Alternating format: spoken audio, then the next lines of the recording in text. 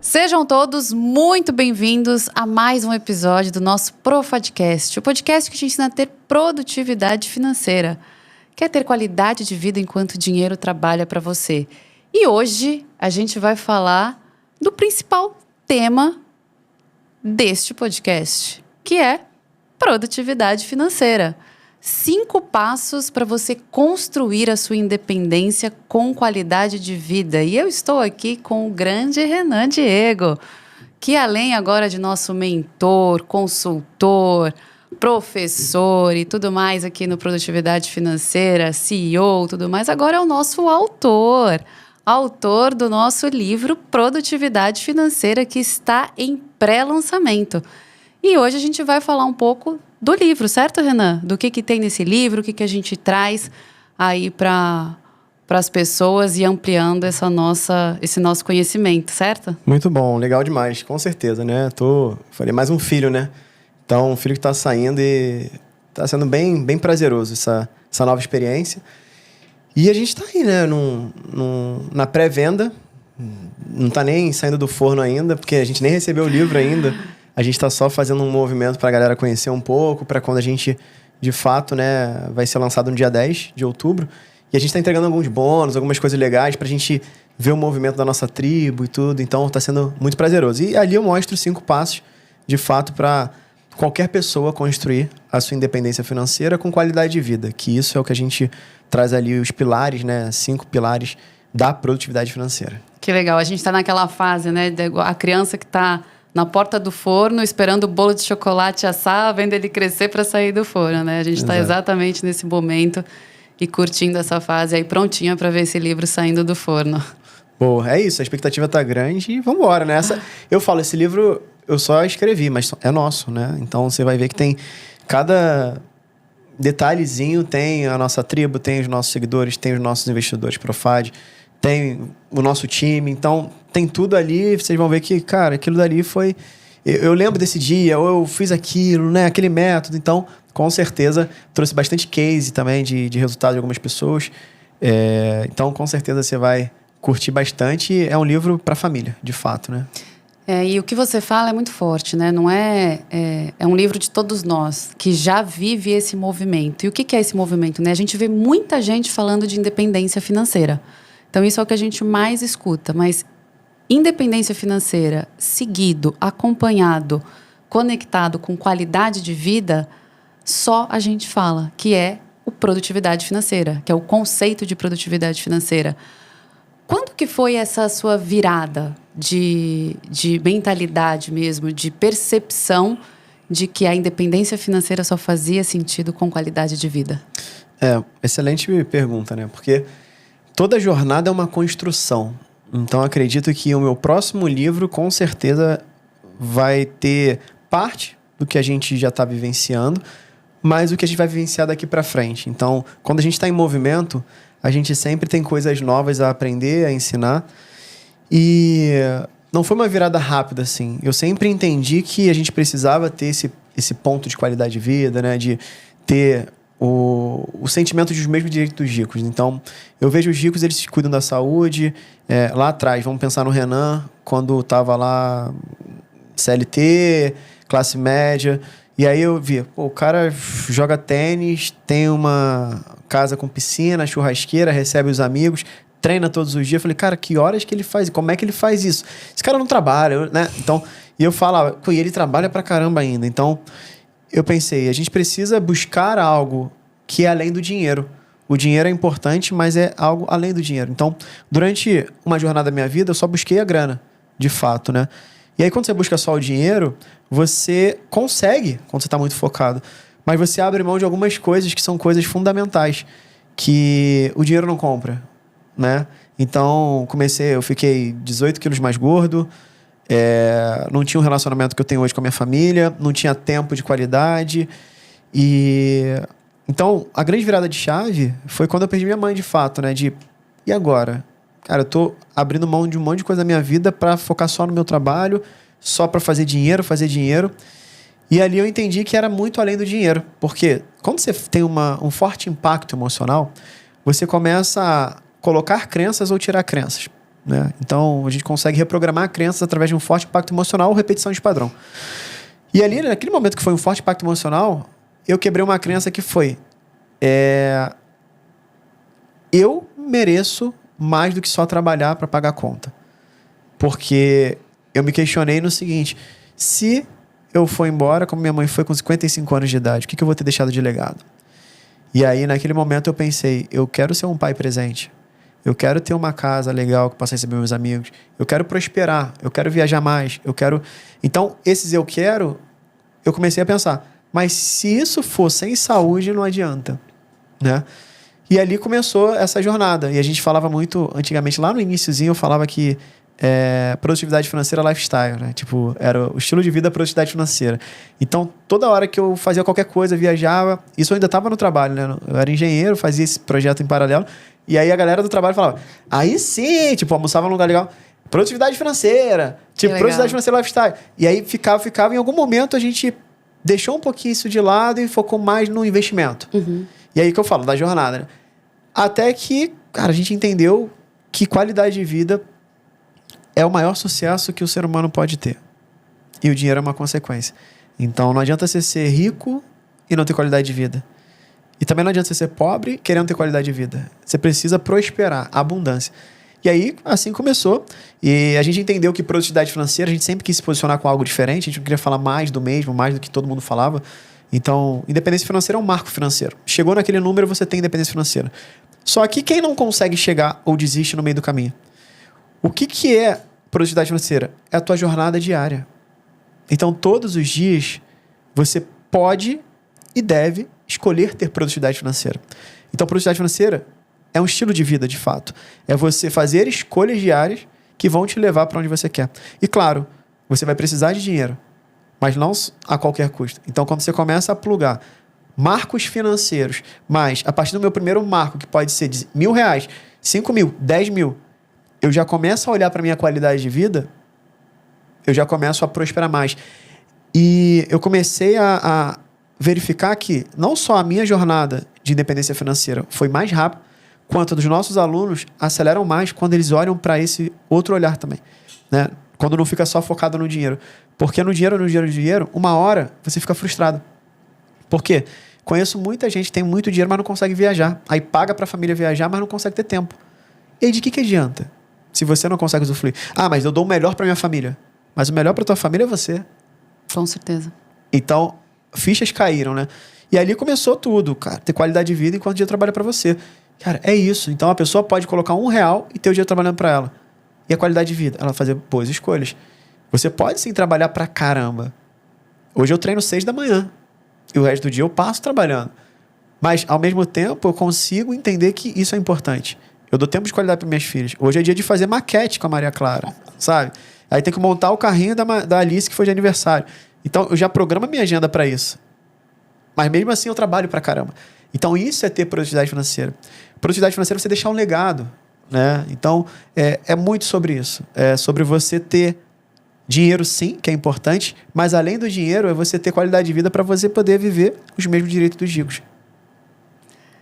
É muito forte isso que você falou. Até me pegou aqui, porque eu tenho muito forte uma lembrança do meu pai, ele me ajudando numa maquete, em que eu falei, não tô conseguindo montar o bonequinho de isopor. E eu falei pra minha mãe, eu tô perdida, eu trabalho para amanhã.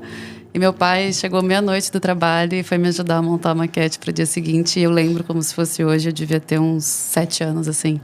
Então, é o que fica, né? Eu não lembro dos presentes que meu pai me deu no Natal, eu não lembro... Né? Não é o que me marcou, mas esse eu lembro como se fosse hoje, ele chegando do trabalho e me ajudando a montar a maquete da escola. Presença, né? Dentro do que ele podia. A presença Exatamente dele isso. Trouxe memória. Então, e 7 anos, né? Fiquei arrepiado porque é a idade da Maria Clara. Então, pensa na memória que você deixa. Né? Então, é sobre isso. E às vezes você tá achando que, não, se eu ficar aqui trampando, eu vou dar o melhor para ela, a melhor escola, a melhor tudo. Beleza, isso é muito importante. Mas e a tua presença? Né? Então, Renan, se fosse escolher entre uma escola muito top e a tua presença. A minha presença é uma escola muito top.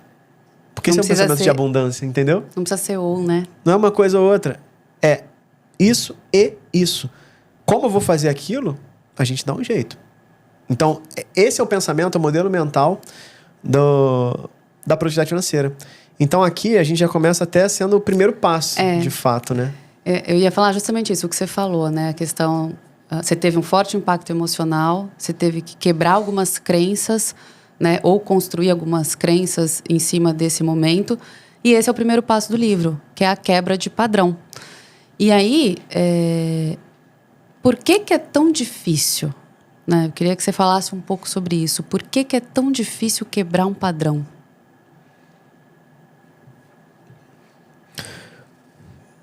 Porque se fosse fácil, todo mundo teria tudo, né? Um padrão é algo que já está consolidado. Então vamos pensar que quando a gente fala de quebra de padrão, é um ciclo que você está vivenciando. Ou seja, eu nasci numa família de classe média baixa, onde meu pai viajava 6 meses, meu pai foi de marinha mercante, voltava e tal, minha mãe dona de casa, morava numa casa de 40 e poucos metros quadrados, num triliche, era o modelo que eu tinha. O padrão era estuda para passar no concurso público. Estuda para ter um bom emprego. Ninguém falou para mim, estuda para fazer o que você quiser. Estuda para abrir seu próprio negócio. Estuda para ser... Enfim. Entende? E nada contra ser... eu falo, a bagagem que eu tive de ser desde militar, CLT de engenharia, foi fundamental para eu chegar até aqui. Mas eu não tinha outras referências.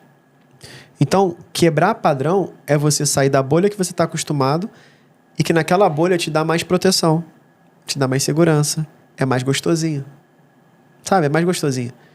Só que quando você fura essa bolha, você quebra esse padrão que vem de geração em geração, você descobre coisas que normalmente são melhores do que onde você estava. E uma vez que você vê, não dá para desver, né? Então pensa o seguinte, mas eu tô bem onde eu tô.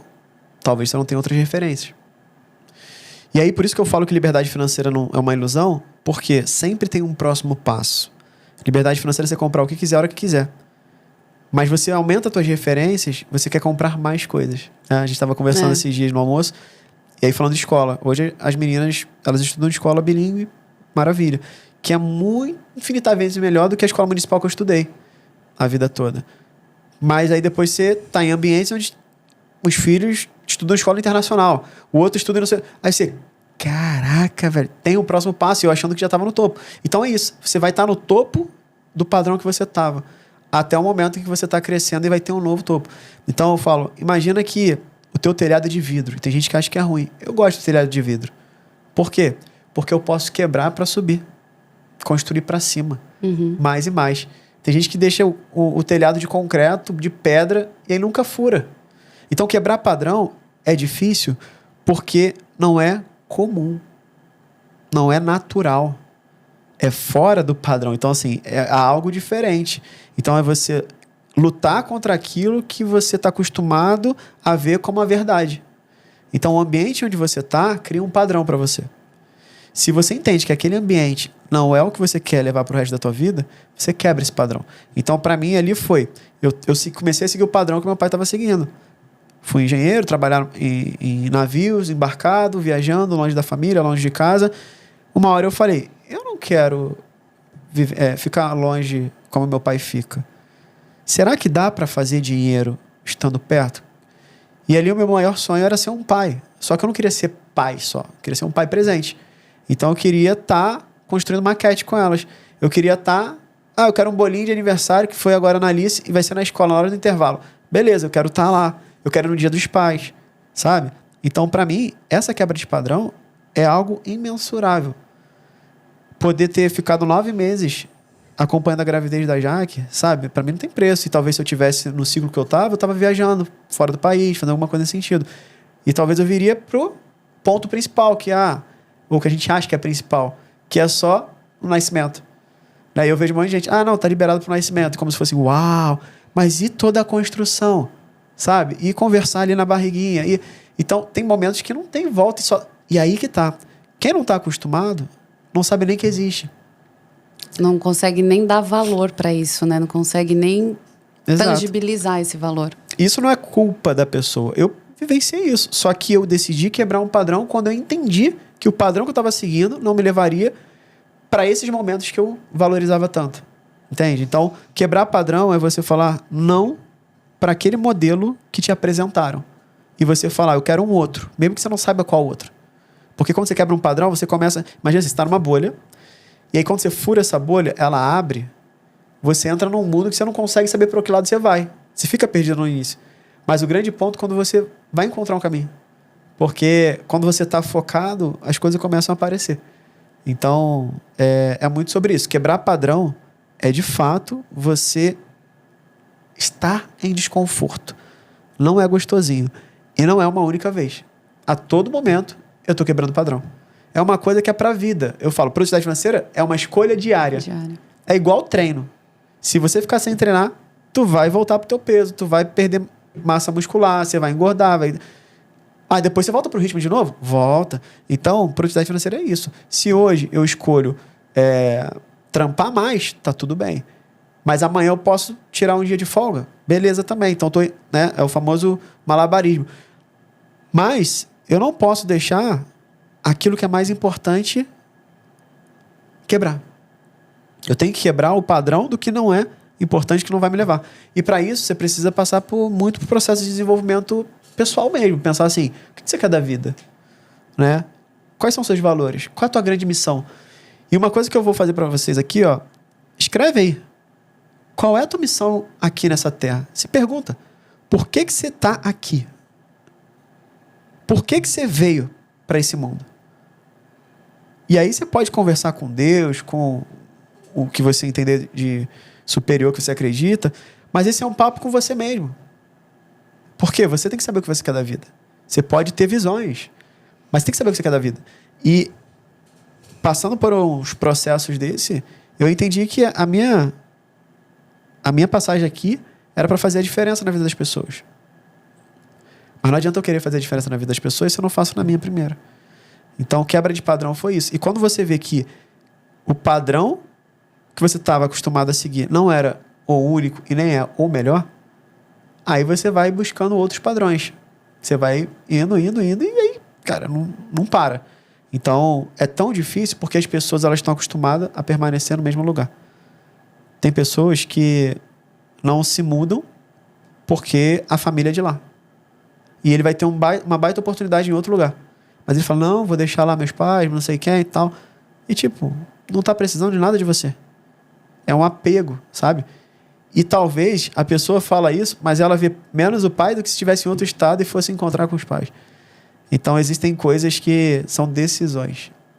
Você precisa decidir quebrar padrão, que é o primeiro ponto. Quebrar padrão vem muito de modelo mental.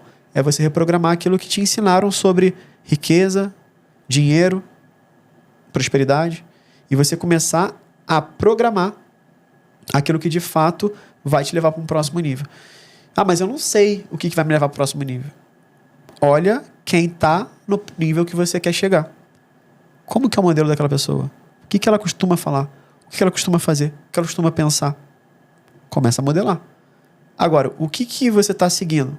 É o espelho que você quer para o futuro? Né? Teve uma vez que eu me olhei no espelho e falei, cara, eu não quero estar aposentado e continuar trabalhando como meu pai faz. Então, eu preciso mudar. Então, é decisão. Isso não quer desmerecer meu pai ou nada do tipo.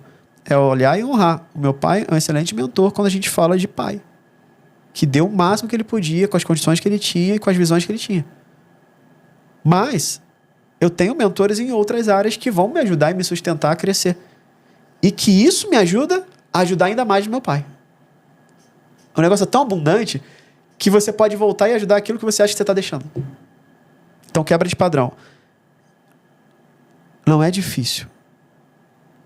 Difícil é viver uma vida longe da tua família. Difícil é você não conseguir ir no dia dos pais na escola dos seus filhos.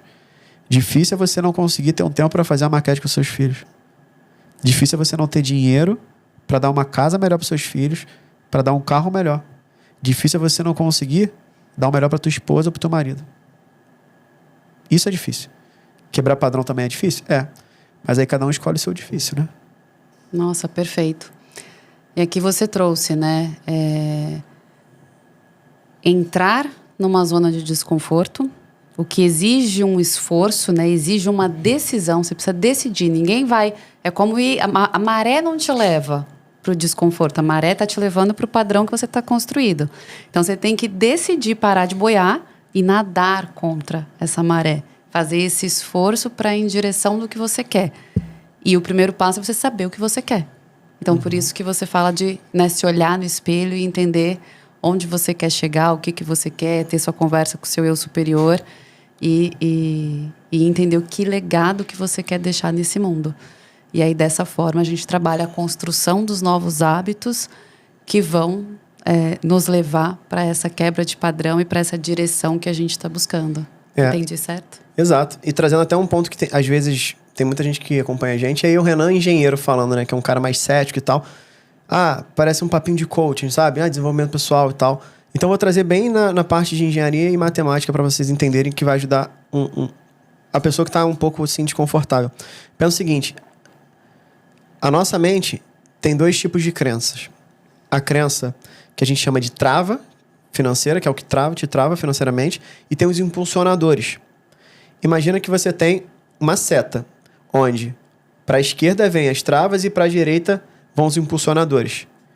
Se você tem a quantidade de travas e o peso de travas sendo a mesma dos impulsionadores, o que vai acontecer? Vai anular. Então você vai ficar no mesmo lugar. Como é que você quebra padrão? Você tem que aumentar a quantidade de impulsionadores que você tem para essa diferença te puxar para o caminho que você quer. Se você tem mais travas do que impulsionadores, você está sendo puxado para o lado de trava, de estagnação. Então, esse é um ponto importante que você consegue ver. Se você fizer um risco no meio, joga uma trava para frente, joga a trava para trás, joga o impulsionador para frente e vê. Quais são suas travas sobre dinheiro? Só investe quem tem muito dinheiro? Marca um ponto. Dinheiro só nasce em árvore? Rico é tudo ladrão? Começa a colocar lá. E quais são os impulsionadores? Cara, eu mereço ter uma casa melhor. Eu mereço ter um carro melhor. Eu sou milionário. Como é que é isso? Mas eu não sou. Ser não é sobre ter. E aí tem o ciclo da realidade financeira. Primeiro, o que você cria como verdade no seu mundo são os seus pensamentos. Os seus pensamentos, eles se transformam em ações, atitudes. Então, se eu penso que eu sou milionário, é a verdade que eu tenho para mim. Se eu penso que eu sou milionário, eu me torno milionário, mesmo sem ter 1 milhão na conta. E aí eu vou ser. Por quê? Primeiro você precisa ser. Depois você vai fazer coisas que quem já tem coisas de milionário vai fazer. E aí você vai começar a modelar. Aí você vai olhar, cara, aquele cara tem o iate, tem uma Porsche, tem isso, mora numa casa legal, um carro legal. Mas o que ele faz? Não é o que ele tem, é o que ele faz. Cara, ele ajuda as pessoas, ele faz isso, ele empreende, ele faz isso, ele investe, organiza as finanças. Beleza, vou fazer isso. Organiza as finanças. E agora? Ele investe também? Investe. Ele abre... Aí você começa. Porque quanto mais você pensa, traz aquilo como verdade, mais você é. E quanto mais você faz, a consequência é o quê? Ter. E aí você vai ter as coisas de milionário. Aí você vai ter 1 milhão. Aí você vai ter coisas de milionário. O maior erro das pessoas é não quebrar o padrão ao ponto de entender esse ciclo e quando ganha uma grana, vai direto pro ter. Ele quer ter as coisas do milionário, mas ele não está fazendo as coisas que milionários fizeram. Por quê? Porque ele não é milionário ainda. Então acontece muito com jogador de futebol, Big Brother, vencedor de Big Brother. Você vê, cara, como que a pessoa perde milhões de reais? Porque ele vai pro ter direto. Uhum. Ele não vai pro eu sou, eu faço e eu tenho. Isso é quebra de padrão. Quando você entende esse teu modelo mental e começa a construir o modelo que você quer, de fato, o ciclo da tua realidade financeira, você quebra esse padrão e vai para um próximo passo. Sensacional. Por isso que é o primeiro passo, né? Por isso que é o primeiro passo para construir a nossa independência financeira com qualidade de vida. E indo para o segundo passo, né, que você traz no livro, é organização, certo? A organização é a base para que a gente consiga ter essa construção sólida. Quais são os principais erros que as pessoas cometem quando se fala de organização financeira? Aqui a gente chama o segundo passo de base sólida, justamente por isso. A gente está construindo a base. Então, quando você vai construir uma casa, a parte mais importante é aquela que você não vê. Por quê? Tá cavando, tá para dentro. Mas é a parte que vai sustentar a casa e para cima. Então, olhando para a produtividade financeira, a base sólida é a organização financeira. Se eu não tenho organização financeira, não tem como sobrar dinheiro para investir, não tem como criar outras fontes de renda, não tem como ter qualidade de vida, porque você vai ficar frustrado, tua saúde mental vai ser abalada, porque você não consegue ter dinheiro sobrando, é credor cobrando e tudo mais. Então, a organização financeira é a tua base. Para quê? Para você começar a gerenciar melhor o seu dinheiro, para sobrar mais, ou você conseguir começar a sobrar aquilo que não sobra. E também entra a parte de organizar as dívidas, porque tem gente que tem dívidas. Então, organizar as dívidas é fundamental para você querer prosperar. Pessoas prósperas não têm dívidas ruins, porque existem dois tipos de dívida. A dívida boa e a dívida ruim. A dívida ruim é aquela que você está negativado, você não consegue pagar. A dívida boa é aquela que você faz para adquirir algo e você consegue pagar. Beleza. Inclusive, grandes milionários, bilionários, eles tomam dívida justamente para crescer mais. Mas é no controle. Então, organizou as dívidas, estruturou essa base. Não tenho dívidas, organiza suas finanças. Para quê? Para potencializar mais o valor que você vai investir. Porque na hora que você chegar nos investimentos, quanto mais dinheiro você tiver para investir, mais rápido você chega na sua independência financeira. Então, quando você se organiza, você tem clareza de falar assim, dá pra gente sair e curtir hoje. Ou, não vai dar para ir agora. Vamos fazer uma viagem? Vamos. Então, a organização é tudo sobre planejamento financeiro. Quando você planeja bem as tuas receitas, as tuas despesas, você começa a ter clareza para tomar decisões melhores. Decisões que vão te dar mais abundância, mais prosperidade. Então, essa é a base, né? Você primeiro vai ter o alicerce para você construir esse teu castelo aí que você está construindo. Né? As pessoas pensam que organização, que controle é prisão, é limite, né? Mas, na verdade, é liberdade. É isso que te dá a liberdade de você escolher ter um final de semana num restaurante gostoso, fazer alguma escolha, porque você tem as coisas no controle, porque você tem mapeado. E às vezes você até tem, mas o fato de você não ter essa clareza te traz um peso, te traz, né, uma conotação ali de estar fazendo algo errado. E essa sensação, essa preocupação, né, esse pensamento, ou de endividamento de fato, ou de descontrole, ou de desorganização, a gente vê um impacto muito grande disso na sociedade, né? A gente, como indivíduo, consegue perceber isso, mas também quando a gente pensa em empresas, em grandes corporações, a gente, quando está falando do coletivo, a gente consegue sentir o impacto desse problema individual no todo. Por exemplo, uma equipe com funcionários endividados ou com problemas financeiros, ela produz menos, né? Existem vários estudos que trazem, que mostram o impacto de problemas financeiros na saúde mental dos funcionários, como que isso impacta a produtividade do trabalho, né? Como que a gente pode levar esse conceito, pensa num empresário, a gente como empresa, como que a gente consegue levar esse conceito de importância da organização financeira, da produtividade financeira, com foco em melhorar a performance do meu time? O primeiro ponto, a gente só leva para dentro de casa aquilo que a gente acredita. Então, se você é um empresário, é um gestor, trabalha no RH de uma empresa e você não acredita em educação financeira, você não gerencia o seu dinheiro, você não vai ter uma visão. É aquele lance, você vai ver, mas não vai enxergar. Então, o primeiro passo é esse. Mas talvez você até acredite, mas não sabe como, acha que é complicado ou algo do tipo. Então, o que eu falo é o seguinte, para você que é gestor, para você que é empresário, você que é de RH, normalmente gestor ele é muito focado em resultado. Uhum. Então, foca no resultado e não se você não tem essa visão. Que tipo de benefício você ajudar os teus funcionários, teus colaboradores a terem produtividade financeira, não ter dívidas, organizar as finanças, ter reserva? Primeiro, diminui o turnover. Ou seja, o turnover é a quantidade de pessoas que saem para ir para outras empresas. E normalmente, aí trazendo visões até de quando eu era gestor de multinacional, cara, as pessoas saíam para ir para outra empresa do mesmo segmento por causa de R$500, R$300 de aumento. É muito pouco, comparado se ele tivesse organização financeira com todos os benefícios que ele tem na empresa. Então, se você ajuda o teu funcionário a ele organizar as finanças, ele vê que está sobrando os 500, ao invés de ele estar com a corda no pescoço para buscar outra coisa, já que ele gosta de estar ali, ele vai ficar. Isso fomenta a atração de novos talentos e a retenção de novos talentos que já estão dentro. Terceiro, é muito caro perder um funcionário. Todo o treinamento e tudo mais. Então, é melhor você manter de uma maneira que seja mais saudável para ele. E quando você leva isso para o teu funcionário, ele não aprendeu aí fora.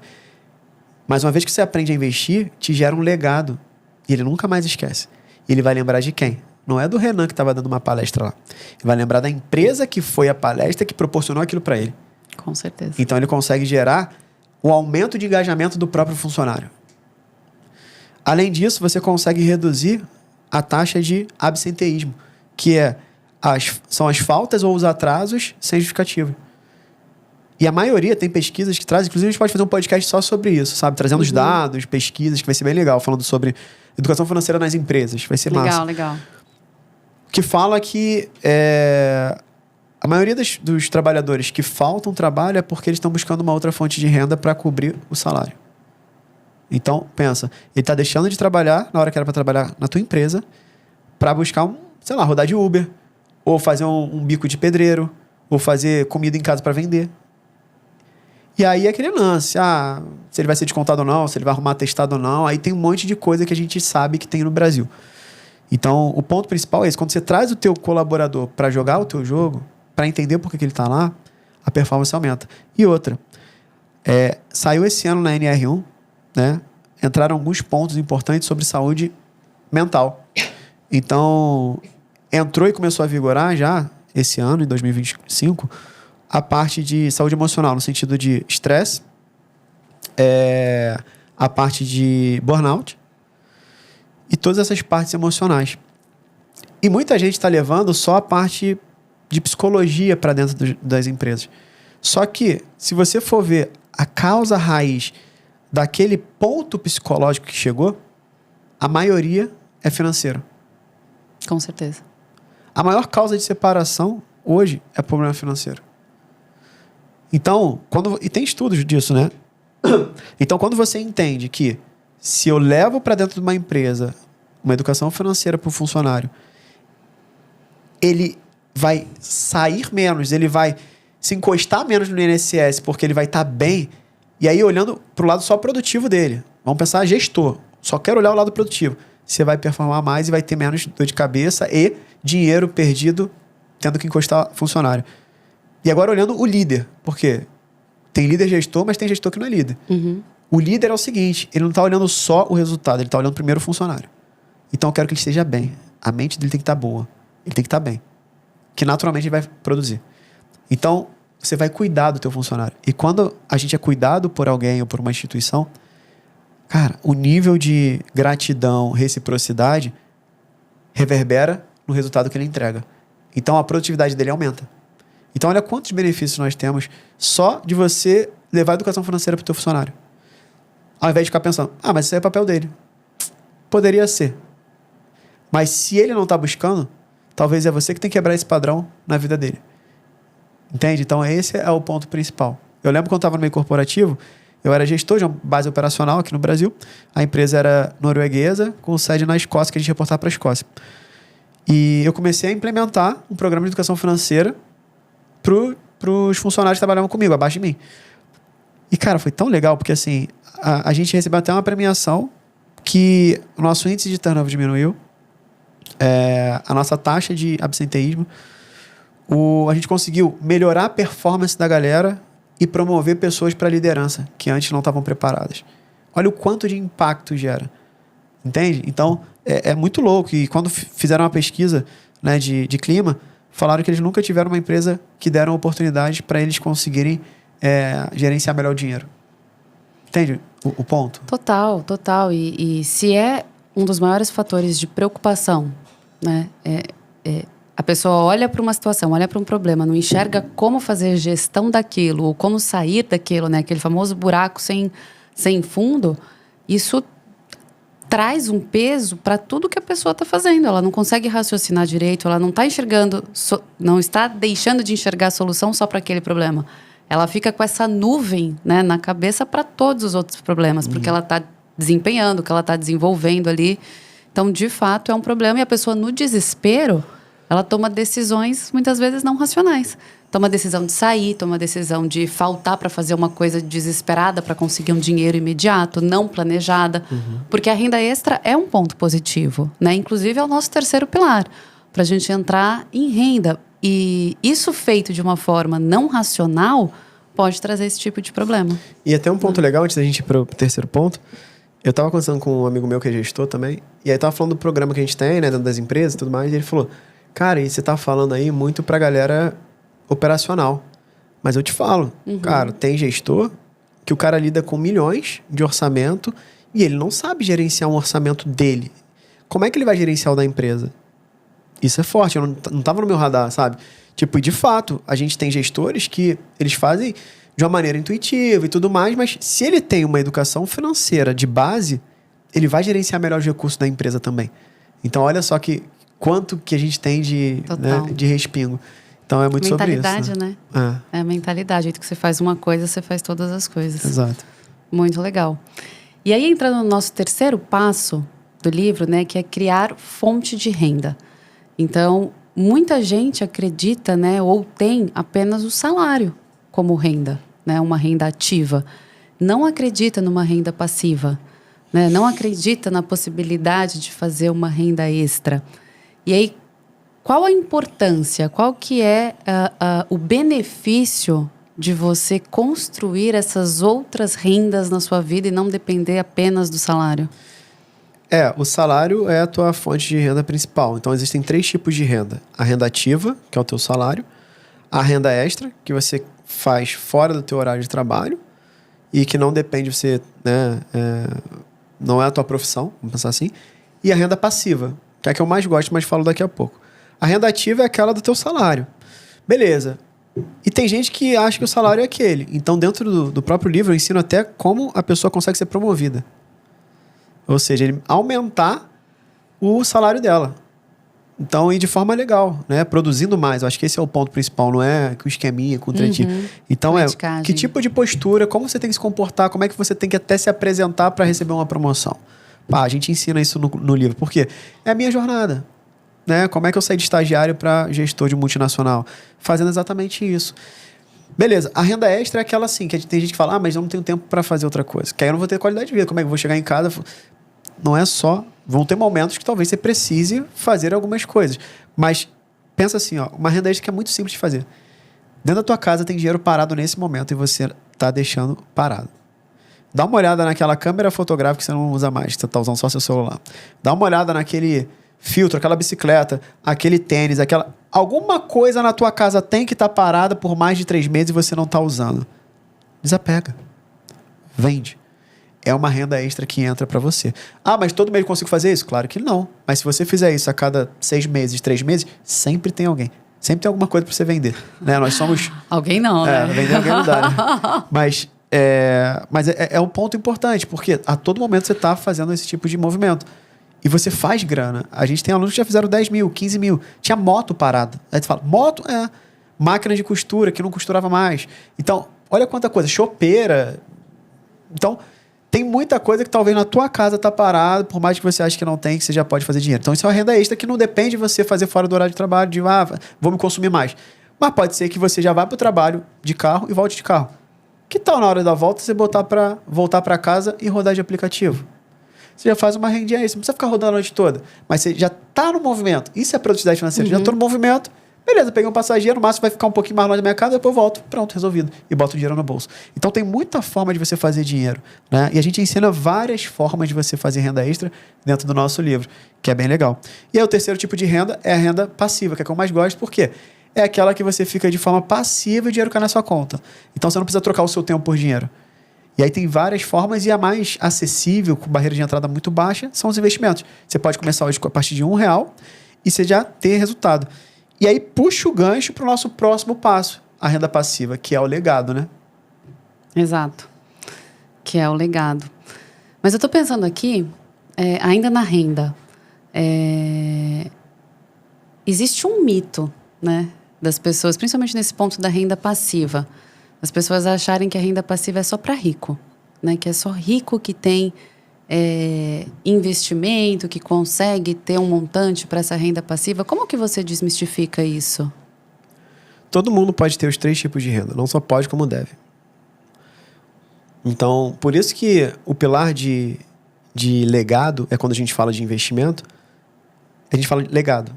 Eu não chamo de investimento, eu chamo de legado. Então, todo mundo que quer deixar um legado precisa ter renda passiva. Precisa aprender a fazer renda passiva. Não importa quanto. Então, isso é uma crença que é uma trava financeira que está puxando ela para um lado. Como é que você quebra isso? Com conhecimento. Nesse momento, você vai sair desse podcast já sabendo que você não precisa ter 20, 50, 100 mil reais para investir. Você pode ter a partir de R$1. R$1. R$1 você tem? Então você já pode ter renda passiva. Ah, mas é muito pouco. Quebra esse padrão. O pouco hoje é o muito amanhã. O nada hoje é o nada amanhã. O que você quer fazer? Entende? Então só começa. Só começa que o movimento entra. Então, esse é o ponto. Não é só para rico. E por isso que a gente fala que a gente traz ter os mesmos direitos dos ricos. Porque as pessoas pensam que é para rico, mas é para todo mundo. É para todo mundo. Não tem nada dizendo que é o que não é. A diferença de quem tem mais dinheiro e quem tem menos dinheiro são acessos diferentes, experiências diferentes. Mas você pode ter tudo que o rico tem. Você pode ter um carro. Talvez o rico vai ter uma Porsche, mas você vai ter o melhor carro que você pode ter. Você vai ter uma casa. O rico, entendeu? O lance é esse. Agora, se você quer ter algo melhor, aí você precisa construir mais, produzir mais, ter mais produtividade financeira. Entende? Então, não precisa ser rico para investir. Mas para ser rico, você precisa investir. Esse conceito de legado muda a forma que as pessoas lidam com o dinheiro, né? A forma que elas olham, agem em cima do dinheiro. Isso é muito forte. Isso é muito forte. E de maneira prática, qual que é o legado financeiro que um pai ou uma mãe pode deixar para um filho? Então, primeiro é entender qual que é a diferença de herança para legado, né? Porque a maioria das famílias querem deixar a herança. E herança é bom, mas o legado é muito melhor. Por quê? Herança é o que você deixa para alguém. Então eu deixo uma casa para alguém, para os meus filhos. Eu deixo um carro, eu deixo dinheiro. Isso é herança. Legado é o que você deixa em alguém. Talvez nesse podcast eu estou deixando um legado e talvez eu nem saiba. Entende? Talvez eu estou deixando algo em alguém que está fazendo sentido. Então, legado é sobre isso. Aí quer dizer que por eu deixar um legado eu não vou deixar herança? Vai. Só que primeiro eu deixo o legado. Por quê? Pensa que eu estou deixando um patrimônio, dinheiro investido, milhões, e eu não tenho um legado para minhas filhas continuarem multiplicando isso. Por que a maioria das empresas, na terceira, quarta geração, quebra o negócio? Porque não foi deixado um legado, foi deixado uma herança. E muda totalmente. Então, quando você tem essa percepção de legado, você deixa algo em alguém. Herança deixa para alguém. E você começa a buscar algo para deixar em alguém, você aprende a investir, você não só ensina para baixo, que acha que a herança é para baixo, você ensina teus pais, ensina os seus amigos, os seus filhos, os seus colegas. Que legado melhor é esse? De você poder falar, pô, aprende a investir, bota lá em tal lugar, faz tal coisa. Por isso que eu falo, investimento é um legado que traz herança. Então, legado é, por exemplo, você ter de fato produtividade financeira. A gente estava conversando aqui, né, antes de gravar. Pode abrir? Porque eu pedi autorização, porque o Penco, que está aqui, né, nosso head aqui de conteúdo, ele trouxe uma coisa que mexeu muito assim, com a gente, né? O Rafael falou que teve uma situação que uma pessoa conhecida estava precisando de ajuda financeira. Eu não vou trazer detalhes para não ficar claro, talvez, para a pessoa que saiba o que é. E aí pediu ajuda de algumas pessoas próximas para uma dívida que ela estava, que era uma dívida bem alta. E aí a filha do Penco, né, a Giovana, perguntou, papai, o que foi aquele papo lá, aquela reunião? E aí ele explicou o que era, né? Tava pedindo para ajuda e tal. Aí ele falou, quando a gente consegue ajudar, a gente ajuda e tudo. Aí ela falou assim, papai, mas você não tem dívida porque você tem produtividade financeira. Entende? Nossa, forte. Até arrepia, gente. Então, acabei de ouvir a história, escuto de novo e arrepia do mesmo jeito. Esse é o legado, né? Então, pensa no que ele podia ter milhões na conta dele. E a filha não sabia nem o que tá rolando. E quantos anos tem a Giovana? Só de ter isso, 8 anos de idade. Cara. Mas pensa assim, ó. Você acha que ela tá se sentindo segura e protegida? Só de ter falado isso total, entendeu? Tipo, meu pai tem produtividade financeira, cara. Por que eu tô me preocupando? Isso muda totalmente a cabeça da criança, cara. De nascer num lugar que é escasso. Não pode comprar isso. Não, ó, tá achando que dinheiro nasce em árvore? Ei, papai não tem dinheiro pra isso tudo, não. Ei. Cara, meu pai não tá nessa situação porque ele tem produtividade financeira.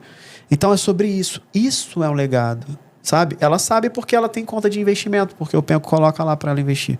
E ela sabe. Então, ele conversa em casa sobre dinheiro. Ele vivencia isso, ela vê, né?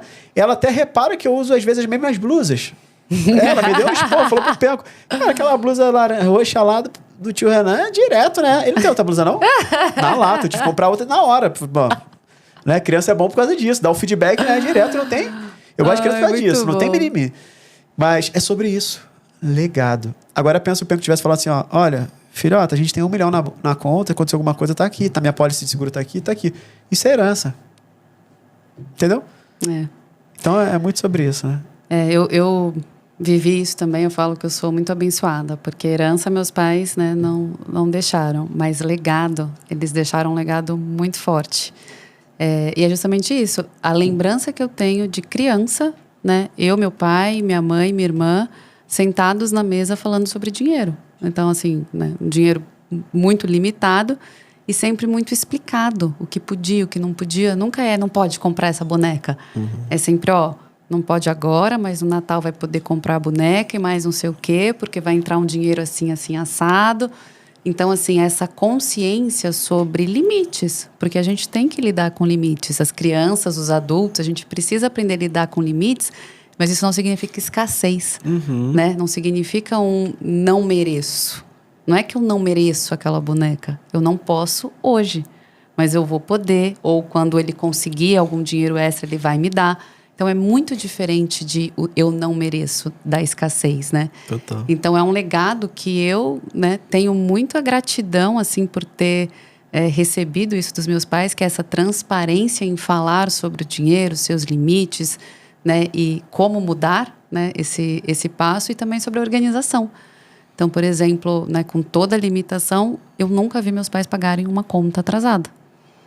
É aquela questão de, né, fazer as coisas dentro do que é possível, a importância de honrar os seus compromissos, essa questão de não dar o passo maior do que a perna, então de um controle, de uma tranquilidade. Então, mesmo a falta de dinheiro nunca foi desespero, sempre foi organizada, sempre foi planejada e sempre foi conversada. Então, esse é um legado que para mim tem muito mais valor do que receber uma herança e não ter essa inteligência emocional para lidar com o dinheiro. Então, para mim, esse legado dessa inteligência emocional de lidar com as adversidades do dinheiro foi muito mais importante. Porque o dinheiro em si, graças a Deus, eu consegui fazer. Muito bom. Com muita produtividade financeira. Que massa, que massa. E, ó, vou trazer uma dica para você que é pai ou mãe. Nem sempre a gente pode falar que, vamos comprar quando os filhos pedem, né? Mas uma dica que eu trago para você é, não importa se você está numa situação delicada que não tem dinheiro, ou você até tem. Sempre que você quiser falar não para algo que a criança te pediu para comprar, fale que não é a prioridade naquele momento. Sensacional. Porque quando você fala não tem dinheiro agora, você traz uma escassez. Quando você fala você não merece, você está jogando teu filho lá para baixo. Então você fala, não é nossa prioridade agora, porque o papai, a mamãe e você, a gente vai fazer uma viagem. Não é prioridade agora, porque a gente precisa pagar a escola semana que vem. E tá tudo bem. A criança começa a entender que dinheiro são questões de prioridade. Então, você não traz uma escassez, traz uma abundância. Então, pode. Uma vez, a Alice falou isso pra mim. A gente tava em algum lugar no shopping e ela... Papai, compra tal coisa. Eu falei, agora não, filho. Aí ela falou, mas a gente não tem dinheiro? Aí eu falei, tem, mas não é a nossa prioridade.